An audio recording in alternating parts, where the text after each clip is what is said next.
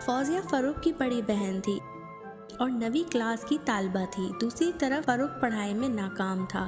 وہ 7ویں کلاس میں مشکل سے پاس ہو کر 8ویں میں پہنچا تھا۔ فاروق تفریح باز قسم کا لڑکا تھا۔ ہر وقت ٹی وی کے سامنے بیٹھا رہتا اور ٹی وی دیکھتا رہتا اور شام کو دوستوں کے ساتھ باہر جا کر آوارہ گردی کرتا تھا۔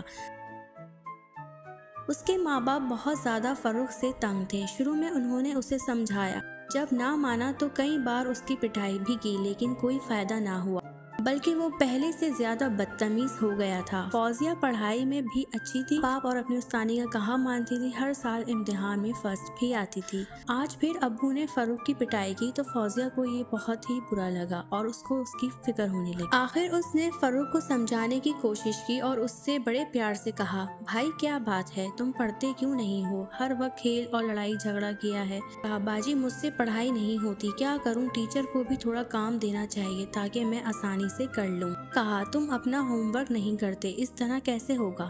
چلو میں تمہاری مدد کروں گی، مگر تمہیں بھی تو پڑھائی پر توجہ دینی ہوگی۔ فوزیہ سمجھ چکی تھی کہ فاروق پڑھنا تو چاہتا ہے مگر کچھ گھبراتا ہے۔ فوزیہ ہوم ورک کرنے اور مشکل سوال سمجھانے میں فاروق کی مدد کرنے لگی۔ یہ سب تو وہ خود بھی پڑھ چکی تھی، اس لیے سب بہت آسان تھا۔ فاروق نے شروع میں تو اسے تنگ کیا، مگر اس کی محنت رنگ لائی اور وہ پڑھائی میں توجہ دینے لگا۔ اس دوران فوزیہ نے فاروق کو ان پڑھ لوگوں کے مسائل اور ناکامیوں سے آگاہ کیا۔ اس نے جو کچھ پڑھا اور سیکھا تھا وہ سب فاروق کو پڑھا دیا۔ فوزیہ نے اپنے امی ابو سے کہا، اگر آپ کو فاروق پر غصہ آئے تو اسے مارنے کے بجائے پیار سے سمجھائیں۔ امی ابو نے ایسا ہی کیا۔ وہ پہلے سے زیادہ فاروق کا خیال رکھنے لگے اور اسے بہت پیار سے بات کرنے لگے تاکہ فاروق پڑھائی میں اچھا ہو جائے اور اس سے اسے مدد ملے۔ فاروق نے بھی کھیل کو چھوڑ کر اپنی پڑھائی پر توجہ دی۔ یہ سب فوزیہ کی ہی تو محنت تھی۔ وہ فاروق کو سبق آزمودہ کہانیاں اور دنیا کی کامیابی لوگوں کے بارے میں دلچسپ باتیں بتاتی تھی، جس سے فاروق بالکل بدل گیا۔ ساتھ ہی فوزیہ اپنی پڑھائی پر بھی توجہ دے رہی تھی۔ اور پھر ان کے سالانہ امتحان ہوئے، رزلٹ آیا تو فوزیہ تو کامیاب ہوئی۔ اس بار فاروق نے بھی پوزیشن حاصل لے لی۔ امی اب بہت خوش تھے۔